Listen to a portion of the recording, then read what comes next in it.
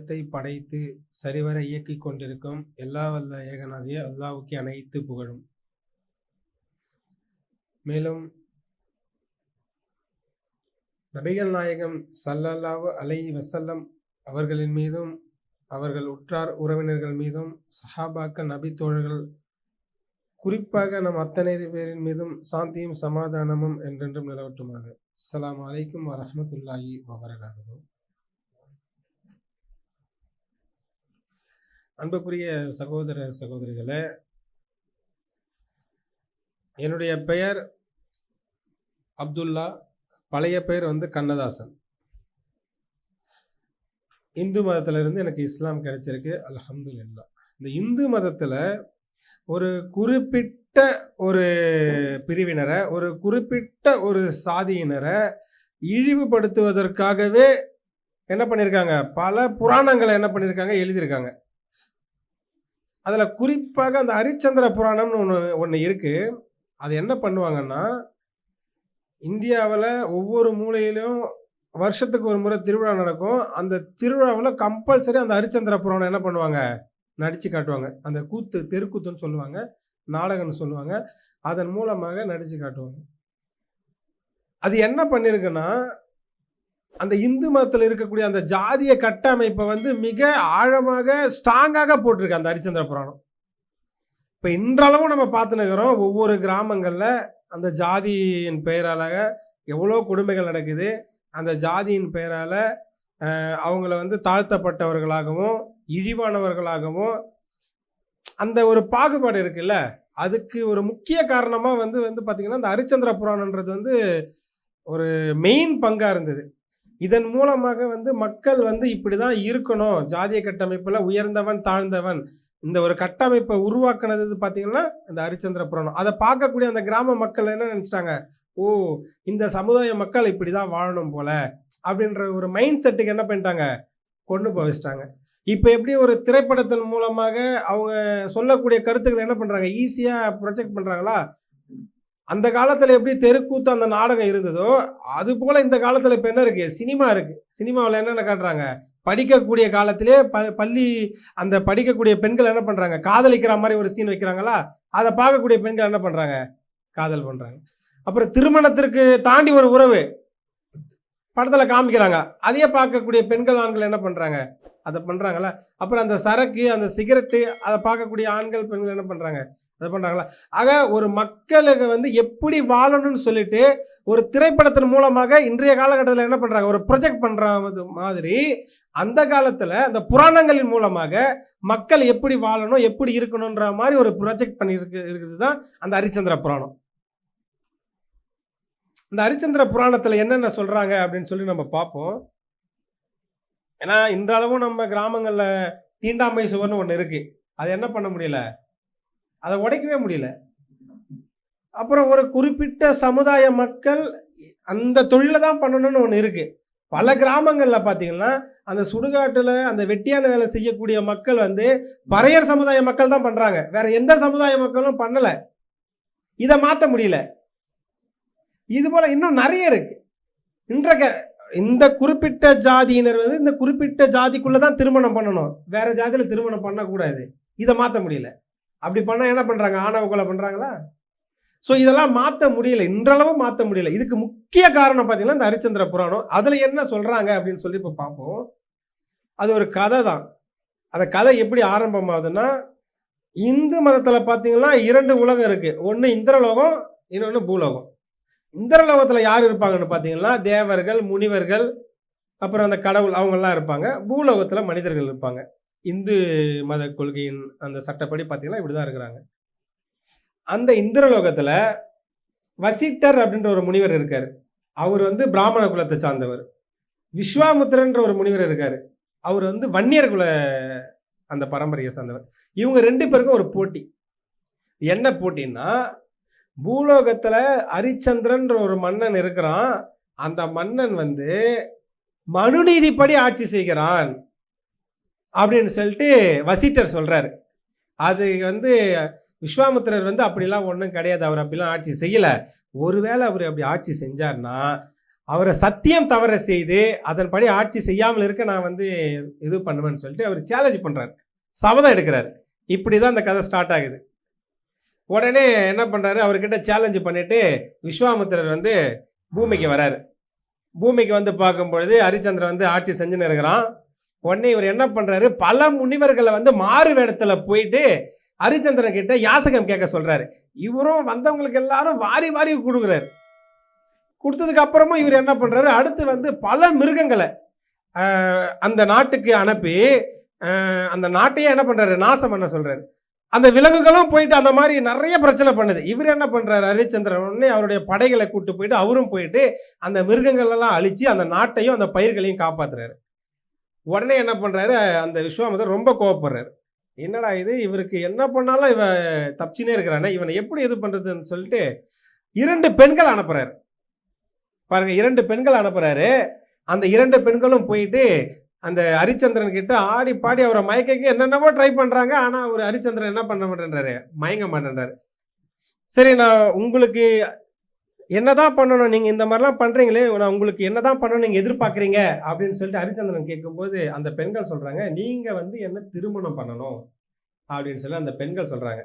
இல்லை, நான் திருமணம்லாம் பண்ண முடியாது அப்படின்னு சொல்லிட்டு ஹரிச்சந்திரன் சொல்கிறாரு. ஏன் திருமணம் பண்ண முடியாதுன்னு சொல்லிட்டு அந்த பெண்கள் கேட்கும்பொழுது அந்த ஹரிச்சந்திரன் சொல்கிறாரு, நீங்கள் வந்து கீழ் சாதி பெண்கள், அதாவது சண்டாள பெண்கள்னு வரும். சண்டாள பெண்கள்னா கீழ் சாதி பெண்கள். அந்த கீழ் சாதி பெண்களை திருமணம் செய்யக்கூடாது.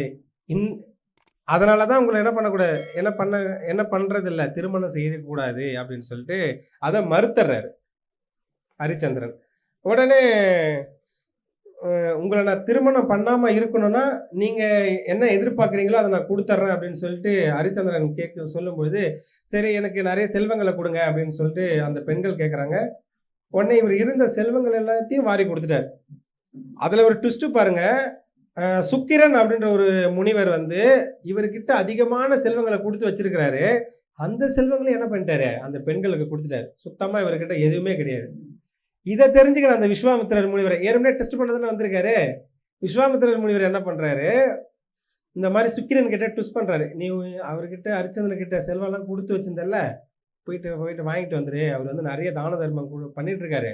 போகிற போக்க பார்த்தா நீ கொடுத்து வச்சிருந்தது என்ன பண்ணிட்டு இருப்பாரு, குத்துருவாரு போல. ஸோ அதுக்குள்ளே நீ போய் வாங்கிட்டு வந்துருன்னு சொல்லிட்டு சுக்கிரனை ட்விஸ்ட் பண்ணி விடுறாரு.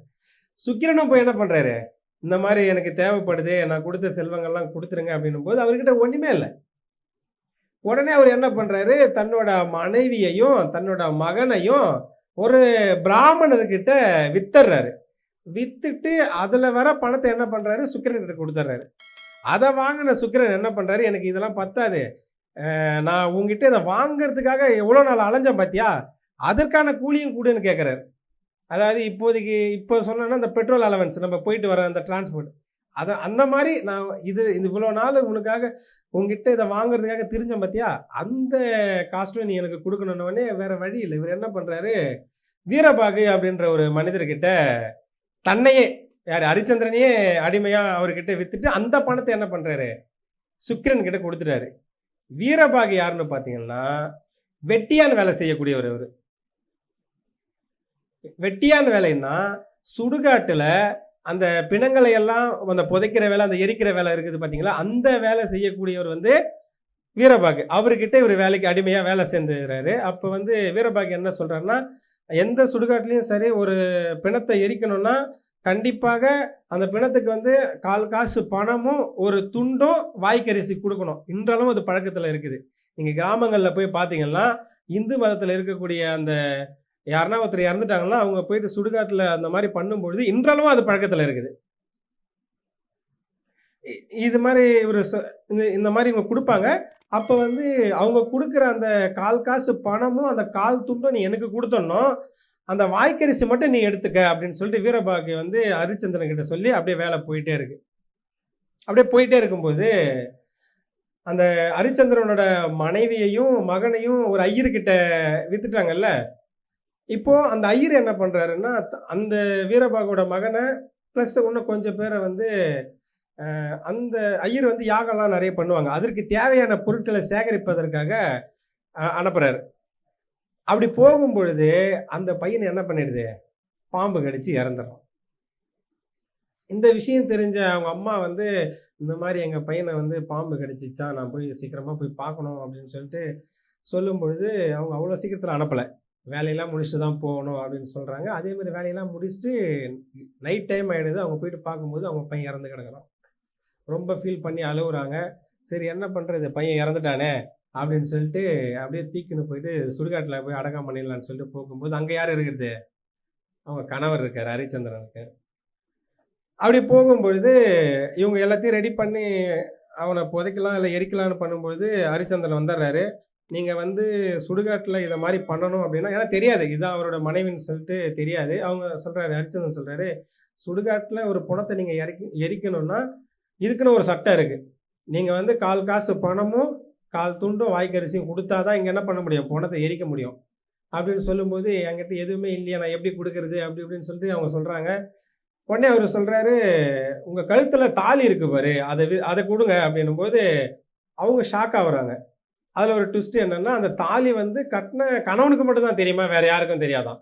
அப்ப இவருக்கு தெரியுதுன்னா, அப்ப ஒருவேள கணவனோ அப்படின்னு பார்க்கும்போது, அவங்க ஓகே புரிஞ்சுக்கினாங்க. ஓகே நம்ப குழந்தை தான், நம்ப மனைவி தான்னு சொல்லிட்டு ஹரிச்சந்திரனும் புரிஞ்சுக்கினாரு. அவங்க மனைவியும் புரிஞ்சுக்கணும் தன்னோட கணவன் தான் அப்படின்னு சொல்லிட்டு. அப்படி இருந்தாலும் அவரு சொல்றாரு, "நீ போய் வீட்டு வேலை செஞ்சல்ல, அவருகிட்ட போயிட்டு எதனா வாங்கிட்டு வந்துரு. அந்த காச வச்சு என்னோட எஜமானான வீரபாகுவுக்கு கொஞ்சம் குடுத்துடலாம். எனக்கு நீ குடுக்க வேண்டிய அந்த வாய்க்கரிசி கூட குடுக்க வேணாம். பட் என்னோட எஜமானுக்கு என்ன பண்ணணும்? அந்த 1/4 காசு பணமும், அந்த அந்த துண்டும் குடுக்கணும். அதுக்காக நீ உன்னுடைய வேலை செய்ற இடத்துல போயிட்டு கொஞ்சம் எதனா வாங்கிட்டு வா" அப்படின்னு சொல்லிட்டு அவரோட அந்த பெண்ணோட கணவன் சொல்றாரு. அந்த பெண்ணும் என்ன பண்றாங்க? வேலை செஞ்ச அந்த வீட்டுக்காரர்கிட்ட போறாங்க. அப்படி போகும் வழியில, அங்க ஒரு குழந்தை இறந்து கிடக்குது. இவங்க என்ன நினைக்கிறாங்க, "ஓ! இது நம்மோட குழந்தை தானோ?" அப்படின்னு சொல்லிட்டு, அந்த அந்த இறந்து போன அந்த குழந்தை கிட்ட போய் பார்க்கும்பொழுது, அந்த காவலாளி என்ன பண்ணிட்டாங்கன்னா, இவங்க தான் அந்த குழந்தைய கொன்னுட்டாங்க அப்படின்னு சொல்லிட்டு புடிச்சுன்னு போயிட்டாங்க அரசவைக்கு.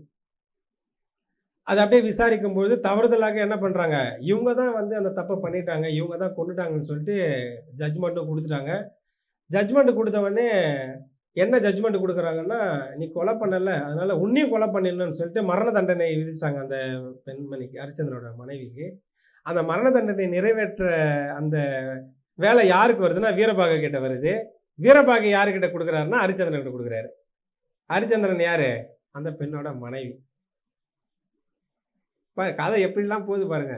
இப்போ அந்த பெண்ண வந்து சாவடிக்கிறதுக்காக ரெடியா இருக்காரு அவரு. மரண தண்டனைன்னா, அந்த பொண்ண இப்படி படுக்க வச்சுட்டு, கத்தி எடுத்து ரெடியா வச்சுன்னு இருக்கிறாரு. உடனே அந்த விஸ்வாமித்திரர் முனிவர் வராரு. "என்னடா இவன் நம்புவன்னு நெனச்சா, இவன் ரொம்ப உறுதியா இருக்கானே!" அப்படி இப்படின்னு சொல்லிட்டு போய் தடுக்குறாரு. "இப்ப கூட எதனா நீ ஒரு பொய்ய சொல்லிடு. நான் உன்ன எல்லாத்தையும் நீ இழந்ததெல்லாம் நான் குடுத்துர்றேன்." அப்படின்னுட்டு அவரு சொல்லும்பொழுது, "அதெல்லாம் முடியாது. எனக்கு வந்து என்னோட எஜமான் வந்து சொல்லிட்டாரு. கண்டிப்பா நான் என்ன பண்ணணும், இந்த பெண்மைய என்னோட மனைவியாக இருந்தாலும் நான் என்ன பண்ணணும், ஆனா கொன்னுடணும்னு" சொல்லிட்டு அவரு உறுதியா இருக்கும்போது, உடனே அந்த இந்திரலோகத்துல இருக்க அந்த தேவர்கள், அந்த இந்திரனாக இருக்கட்டும், தேவர்களாக இருக்கட்டும், முனிவர்கள் எல்லாருமே வந்து தடுக்குறாங்க. அப்பயும் அவரு என்ன பண்றாரு, நான் இந்த எனக்கு குடுத்த வேலைய நான் செஞ்சு தான் ஆகணும்னு சொல்லிட்டு எடுத்து கத்திய நோங்குறாரு. அந்த கத்தி உடனே மாலையா மாறிடுது. மாலையா மாறின உடனே என்ன பண்றாங்கன்னா, அப்பதான் வந்து அந்த இந்திரலோகத்துல இருக்கிற இந்திரன் சொல்றாரு, "நீங்க ரொம்ப உறுதியா இருக்கீங்க. ஆ நீங்க தான் வந்து மனு நீதிப்படி ஆட்சி செய்றீங்க. அதனால நீங்க இழந்தது எல்லாம் நான் என்ன பண்றேன், உன்னோட இறந்து போன அந்த மகனையும், உன்னோட மனைவியையும், உன்னோட நாட்டையும் நான் உனக்கே திருப்பி குடுத்துர்றேன்." அப்படின்னு சொல்லிட்டு இந்திரன் சொல்றாரு. அவரு அந்த ஹரிச்சந்திரனோட மகனையும், அந்த அவரோட மனைவியும் ஏத்துக்கின அந்த ஹரிச்சந்திரன், அந்த நாட்ட மட்டும் நான் ஆள்றதுக்கு தகுதி இல்ல அப்படின்னு சொல்றாரு. அதுக்கு என்ன சொல்றாருன்னா, "காடாண்ட ஒருவன் நாடாளக் கூடாது." அப்படின்னு சொல்லிட்டு அந்த கதை முடியுது. எப்படி? காடாண்ட ஒருவன் நாடாளக்கூடாது. காடாண்ட ஒருவன்னா, அந்த சுடுகாட்டுல அந்த பற தொழில் அந்த அந்த பிணத்தை எரிக்கிற தொழில் செய்ற அந்த பறையர் சமுதாய மக்கள் இருக்கிறாங்கல்ல, அவங்க வந்து நாடாளக்கூடாது. பறையன் வந்து ஒரு நாடாளக்கூடாது. அதுதான் அதோட அஜெண்டா. இத சொல்லி அந்த நாடகம் முடியுது. இந்த நாடகம் வந்து ஒவ்வொரு கிராமத்திலயும் திருவிழான்போது ஒவ்வொரு திருவிழாவிலயும் இத என்ன பண்ணுவாங்க, நடிச்சு காட்டுவாங்க. இதன் மூலமாக என்ன பண்றாங்க, மக்கள் இப்படிதான் வாழணும்னு சொல்லிட்டு ஒரு ப்ரொஜெக்ட் பண்ணாங்க. இப்ப இதுல இந்த இந்த கதையில மாரல் ஆஃப் த ஸ்டோரி அப்படின்னு நம்ம பார்த்தோம்னா, ஒரு 3 பாயிண்ட் இருக்கு. அதுல ஆரம்பத்துல இந்திரலோகத்துல வந்து வசிட்டருக்கும் விஸ்வாமித்திரருக்கும் நடந்த விவாதமே என்னது? ஹரிச்சந்திரன் வந்து மனுநீதிப்படி ஆட்சி செய்கிறானா அப்படின்னு தான் அந்த விவாதமே. அப்ப மனுநீதினா என்ன? இது மனுநீதி என்ன சொல்லுது அப்படின்னா, ஜாதிகளின் சட்டங்களை, அதாவது இன்னும் டெப்தா போனோம்னா மனிதர்களை வந்து மனுநீதி, மனுன்றவர் வந்து எப்படி பிரிக்கிறாருன்னா 4 வர்ணங்களா பிரிக்கிறார். அதுல வந்து ஃபர்ஸ்ட் வந்து பிராமணர்கள், 2வது வந்து வைஷ்யர்கள், 3வது வந்து சத்திரியர்கள், 4வது வந்து சூத்திரர்கள். இந்த சூத்திரர்கள் வந்து இந்த 3 கேட்டகரிக்கும் என்ன பண்ணணும்? அடிமை வேலை தான் செய்யணும், வேற எந்த வேலையும் செய்யக்கூடாது. இதுதான் இந்த பாயிண்ட் தான் என்ன பண்ணுது மனுநீதி வந்து ப்ரொஜெக்ட் பண்ணுது. இதை தான் இந்த கதையின் மூலமாக அவங்க என்ன பண்றாங்க, கொண்டு வராங்க. இன்னும் டெப்தா போனோம்னா அதாவது தலையில பிறந்தவங்க வந்து பிராமணர்கள், தோலில் பிறந்தவர்கள் வந்து வைஷ்யர்கள், தொடையில் பிறந்தவர்கள் வந்து சத்திரியர்கள், காலில் பிறந்தவர்கள் சூத்திரர்கள். இப்படி அவங்க வந்து வர்ணாசிரம கொள்கைப்படி அவங்க என்ன பண்ணியிருக்காங்க, பிரிச்சிருக்காங்க. இப்படி பிரிக்கும் பொழுது அந்த தாழ்ந்த குல அந்த சத்திரியர்கள் எனக்கூடிய அந்த பறையர் சமுதாய மக்கள் வந்து வேற எந்த தொழிலுக்கும் போகக்கூடாது, அவங்க குல தொழிலான அந்த வெட்டியான வேலையை மட்டும்தான் செய்யணும் அப்படின்றத வந்து ப்ரொஜெக்ட் பண்றாங்களா. செகண்ட் பாயிண்ட் என்னன்னு பாத்தீங்கன்னா, 2வதாக அந்த விஸ்வாமித்திரர் வந்து என்ன பண்றாரு, 2 பெண்கள் அனுப்புறாரு அவரை மயக்கிறதுக்காக. அதுக்கு வந்து அவர் என்ன சொல்றாரு, இந்த பெண்களை திருமணம் செய்து கொள்ள மறுப்பதற்கு ஹரிச்சந்திரன் சொல்லும் காரணம் அவர்கள் கீழ் சாதி பெண்கள். அந்த கீழ் சாதி பெண்கள் அந்த திருமணம் செய்யாமல் மனுநீதி என்ன பண்றாரு, அவரு காக்குறாரா. இப்போ நீங்க இதை வந்து இப்ப நடக்கிற ஒரு இதுல நீங்க லிங்க் பண்ணி பார்க்கலாம். நிறைய ஆணவ கொலை நடக்குதா? ஜாதி விட்டு ஜாதி கல்யாணம் பண்ணா கொலை பண்றாங்களா? இதுக்கெல்லாம் வந்து அடிப்படையான இருக்கிறது வந்து இந்த ஹரிச்சந்திர புராணம், இந்த மனுநீதி தான். 3வது பாத்தீங்கன்னா, இந்திரன், தேவர்கள், முனிவர்கள் அனைவரும் வந்து ஹரிச்சந்திரனிடம் அவன் இழந்ததையெல்லாம் திருப்பி தருவதாக சொன்ன பிறகும் மனைவி மகனை எல்லாம் ஏற்றுக்கொண்ட ஹரிச்சந்திரன் அரசுரிமையை மட்டும் மறுத்து விடுகிறான். அதற்கு அவன் கூறும் காரணம், காடாண்டவன் நாடாளக்கூடாது. காடாண்டவன், அதாவது காடாண்டவன்னா சுடுகாட்டில் பறை தொழிலான வெட்டியான வேலை செய்தவன் நாடாளக்கூடாது என்று சொல்வதன் மூலம் தாழ்த்தப்பட்டவர்கள் தங்கள் குலத்தொழிலான இந்த இழிதொழிலை மட்டுமே செய்ய வேண்டும். இதுதான் மனு தர்மத்தின் கோட்பாடு. இதன் மூலம் மனு தர்மத்தை ஹரிச்சந்திரன் என்ன பண்றான், காக்குறான். ஆக முழுக்க முழுக்க ஒரு குறிப்பிட்ட சமுதாய மக்களை இழிவுபடுத்துவதற்காகவே இந்து மதத்துல என்ன பண்ணிருக்காங்க, பல புராணங்களை கட்டமைச்சிருக்காங்க. அதுல குறிப்பா இந்த ஹரிச்சந்திர புராணம் என்ன பண்ணிருக்கு, ஒரு மெயின் வேலையை பார்த்துருக்கிறது. ஒரு இப்படிதான் இருக்கணும்னு சொல்லிட்டு அதை பண்ணியிருக்கிறாங்க இந்த புராணத்தின் மூலமாக. ஆக இன்றளவும் என்ன பண்ண முடியல, அதை மாற்ற முடியல. அதுக்கு முக்கியமான காரணம் இந்த ஹரிச்சந்திர புராணம். ஆனா இதையெல்லாம் என்ன பண்ணிருக்கு, இந்த இஸ்லாம் வந்து இன்றளவும் மாற்ற முடியாத இந்த விஷயத்தை 1400 வருஷத்துக்கு முன்னாடி என்ன பண்ணிருக்கு, காலி பண்ணிடுச்சு. இறைவன் சொல்றான், ஓ மனித சமுதாயமே,